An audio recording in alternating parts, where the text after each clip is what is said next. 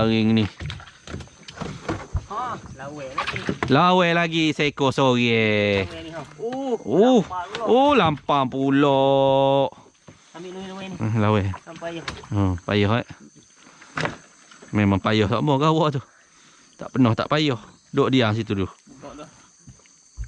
Buka ikan tu. Kau ada berbelik kan? Tak kacil gini. Keras seorang seekor dah ni. Cukup lah. Tengok ni aku jahit tau. Berjahit dah jaring ni. Bau ni dia kena teruk. Kena teruk bau ni. Air surut bau ni. Tapi kita jahit. Jaring baru turun. Dah kena gundel. Lawe. Dapat ekor dah. Tu belik tak? Ni. Ni.